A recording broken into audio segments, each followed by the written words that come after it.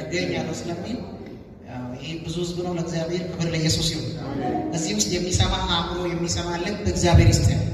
ሃሌሉያ። የሚሰማ ልብ ይስጠን። የሚሰማ ልብ ያለው ሰው አገር ይቀይራል። የሚሰማ ልብ ያለው ከተማን ይቀይራል። የሚሰማ መንፈሱን ያዘጋጀ ሰው ቤትን ይቀይራል። ስለዚህ እግዚአብሔር የሚሰማ ትውልድ ይስጠን። የሚያደምጠን ትውልድ ይስጠን። ሃሌሉያ። ክብር ለኢየሱስ ይሁን። መጽሐፈ ትንቢተ ኢሳይያስ ምዕራፍ 1 ማን ሌላ ቃል ተዘጋጅቼ ሰሞኑን በዛ በሌላ ምዕራፍ ውስጥ ነው። ግን ዛሬ ቀን ላይ ጥቂት ደቂቃ እየጸለይኩ ይሄ ቃል በውስጤ ላይ መጥቷልና በዚህ ቃል እግዚአብሔርን ድምፅ እንሰማለን። እግዚአብሔር ስም የተባረከ ይሁን። ከኢሳይያስ መጽሐፍ ምዕራፍ 1 ከቁጥር 2 ጀምሮ አነባለሁ በጌታ በኢየሱስ ስም።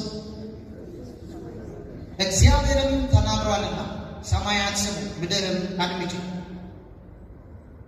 ልጆችን ወለድኩ አሳደግኩ፣ እነሱ አመጹብኝ። በሬ የገዢውን አህያ የጌታውን ጋጣ አወቀ፣ እስራኤል ግን አላወቀም፣ ሕዝቤም አላስተዋለም። አጣተኛ ወገንና በደል የተሞላበት ሕዝብ፣ የክፎች ዘር፣ ርኩሰትን የሚያደርጉ ልጆች ሆይ ወዮላችሁ። እግዚአብሔርን ትተዋል፣ እስራኤልንም ቅዱስ አቃለዋል። ወደ ኋላቸው እየሄዱ ተለይተዋል። ደግሞስ ዓመት እየጨመራችሁ ለምን ገና ትቀሰፋላችሁ? ራስ ሁሉ ለሕመም ልብ ሁሉ ለድካም ሆኗል። ራስ ሁሉ ለሕመም ልብ ሁሉ ለድካም ሆኗል። ከእግር ጫማ አንስቶ እስከ ራስ ድረስ ጤና የለው። ቁስልና እብጠት የሚመግልም ነው። አልፈረጠም፣ አልተጠገነም፣ በዘይትም አልለዘበም።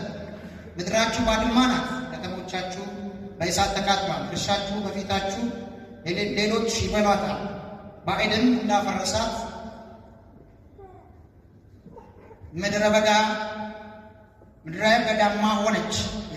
የጽዮንም ሴት ልጅ ሆይ በወይን ቦታ እንዳለ ዳስ በዱባ አትክልት ውስጥም እንዳለ ጎጆ እንደተከበበችም ከተማ ሆና ቀረች። የሠራዊት ጌታ እግዚአብሔር ዘርን ባያስቀርልን ኖሮ እንደ ሰዶም በሆነም እንደ ጎመራም በመሰልን ነበር። እናንተ የሰዶም አለቆች ሆይ እግዚአብሔርን ቃል ስሙ። እናንተ የጎመራ ሕዝብ ሆይ የአምላካችሁን ሕግ አድምጡ። መሥዋዕታችሁ ብዛት ለእኔ ምን ይጠቅመኛል? ይላል እግዚአብሔር። የሚቃጠለውን የአውራ በግ መሥዋዕት የፍርዳንም ስብ ጠግቤአለሁ።